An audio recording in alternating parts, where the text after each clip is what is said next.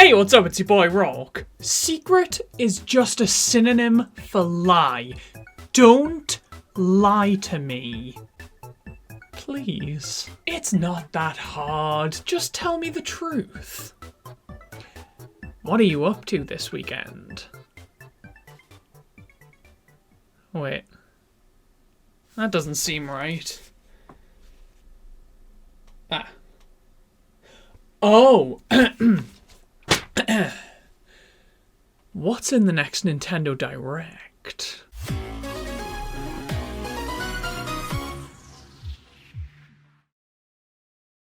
Don't tell me there's another Xenoblade coming, don't tell me there's another Xenoblade coming, don't tell me there's another Xenoblade coming, don't tell me— Son of a bitch! The video game industry thrives on secrecy, whether it be withholding a game's reveal trailer until the exact perfect moment, or covering up sexual misconduct. There's no better feeling than watching a gaming presentation and being taken completely by surprise by a reveal that you had absolutely no idea was coming. It's like getting hit by a bus.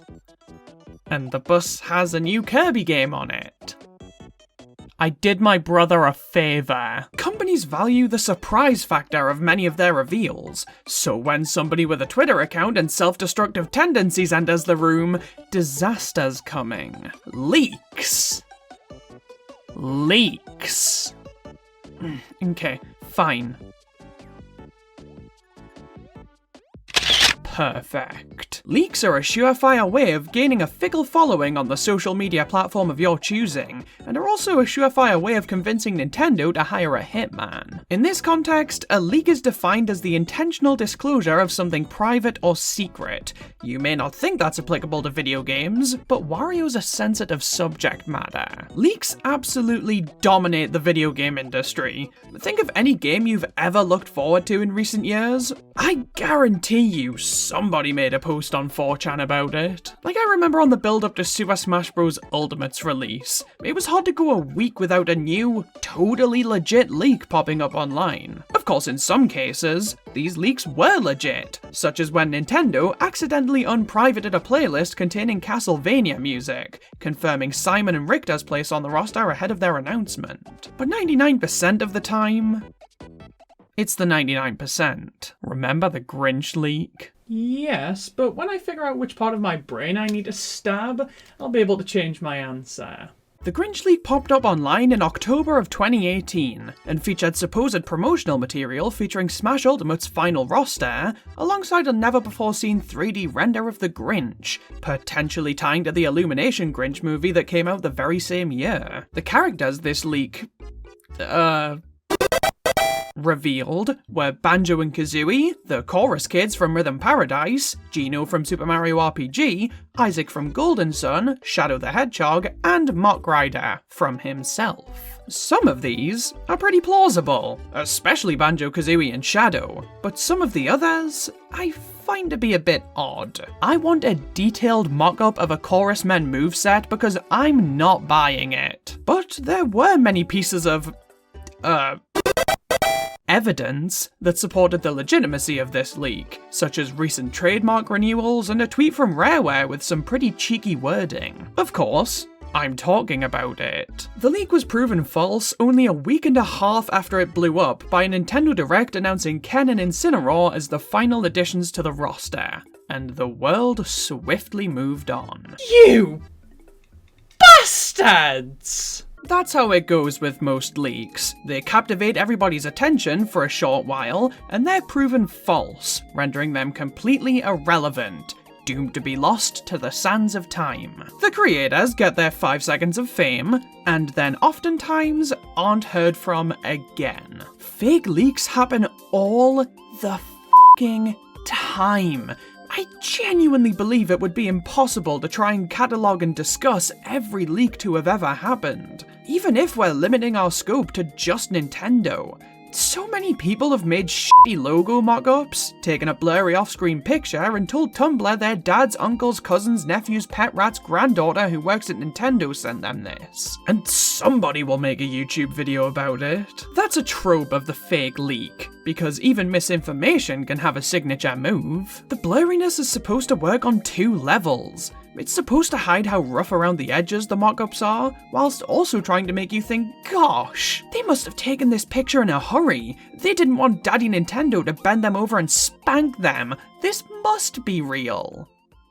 Man, you have to realize how fucking dumb that is, right? Leaks can occur at any time. Throughout the Nintendo Switch's entire life, there have been leaks and rumours of a supposed Switch Pro, and while the claims have been consistent throughout, it never happened.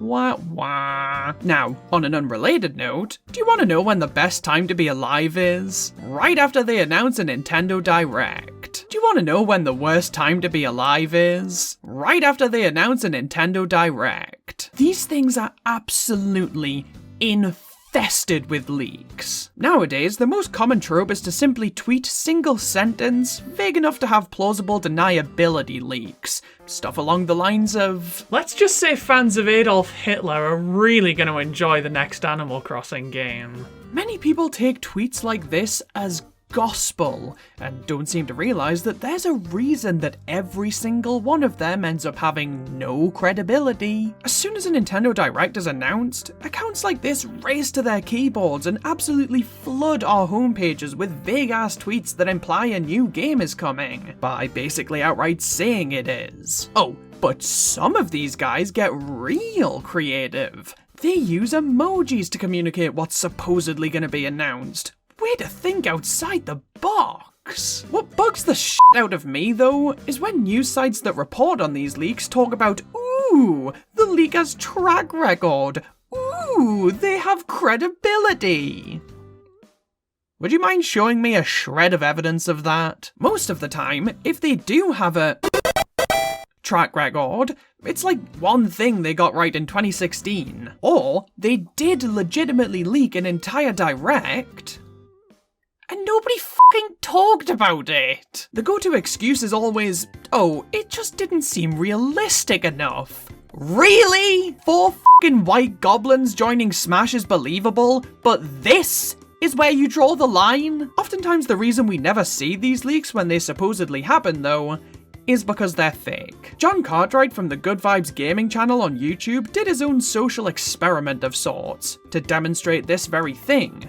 Even when a leak looks real, even if it can be given credibility after a Direct happens, you still should be wary of them. They're almost guaranteed to have been faked.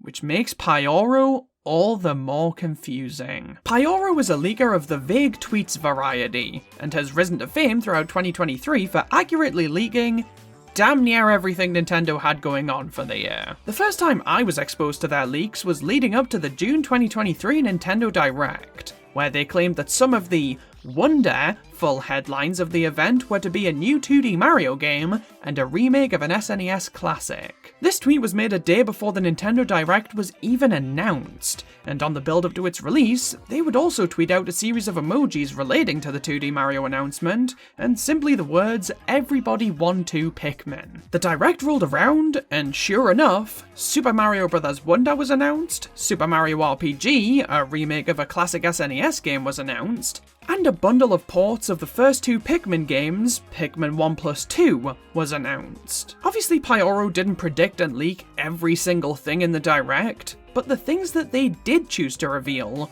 were 100% accurate. They would go on to leak several third-party games ahead of their release throughout the following months. And then, before we knew it was Nintendo Direct time again. Pyoro was promising to leak many big reveals coming in the next Direct, and they hadn't posted a single false leak. So, needless to say, when they were teasing a new Donkey Kong game, I was giddy. It was finally time for the ape to return. Would it be a follow-up to Tropical Freeze, another superb 2D entry in the series?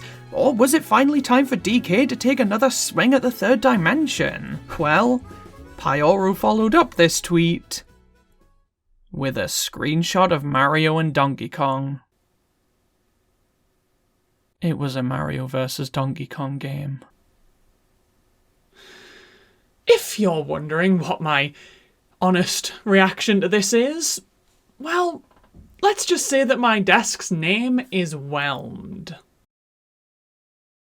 That was a roller coaster of emotions.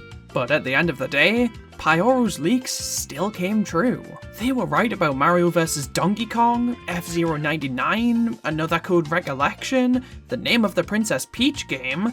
It's clear that they weren't just taking stabs in the dark. They were a legitimate leaker. But the thing is, the way they chose to leak the information they did had a certain level of class to it. They didn't just say, Mario RPG is getting a remake, F-Zero is getting the 99 treatment. They're remaking the first Mario vs. Donkey Kong game. They gave us clues about what was coming and kind of just let us figure it out on our own. And what I really appreciated was that they didn't spoil the reveal of the Paper Mario The Thousand Year Door remake. They put out a tweet asking what would end the direct, but come on. Given everything they'd gotten right before then, they obviously knew. They wanted us to still revel in that one final big surprise, and that's why I think there is an art to a gaming leak. It's one thing to just outright say what's going to happen, but it's another to be just cryptic enough to get the community to come together to figure out what we're about to have revealed to us. It's a video game leak done absolutely perfectly. But that's the fun kind of leak. The let's find out about a game before it's revealed leak. But there's thousands of different ways things can leak in the games industry. The ESRB could leak every conceivable detail about Smash 3DS before its release.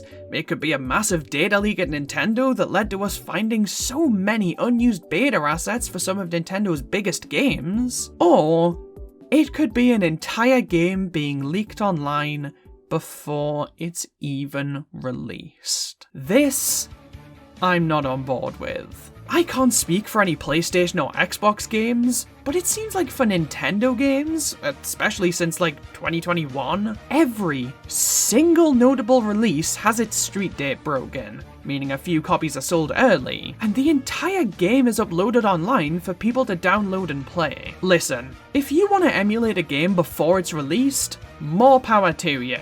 I get it. Getting to play a game you're really excited for before you thought you were going to be able to is undeniably thrilling. But if you're going to do that, don't post about it on social media. I saw this a lot with Pikmin 4 and Super Mario Bros. Wonder. A week before the games were released, there were videos detailing every boss, every cutscene, the true ending, clips of some of the most exciting parts of the games circulating Twitter. And if you ask me, that's when leaks stop being harmless fun. When people do this, they can spoil majorly exciting things about a game and ruin people's experiences before they're able to play those games. And yes, you could just avoid social media or block certain words or phrases, but things can always slip through the cracks. At the end of the day, as fans of video games, leaks should be fun.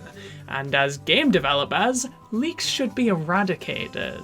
Leaks can help spark excitement in a community. So while I can't actually condone leaking classified information, if you want to tell me there's a new Chibi Robo game about to be revealed, I won't stop you. It's a fascinating topic to me, and it's one that's so widespread and varied that I basically have to discuss it again in the future. But for the time being, if you're a leaker, please don't post Pikmin 4 spoilers again, that was crushing. And one last thing, if you're not going to tell me what you're doing next weekend or what's in the next Nintendo Direct, then can you tell me what I'm going to get for Christmas?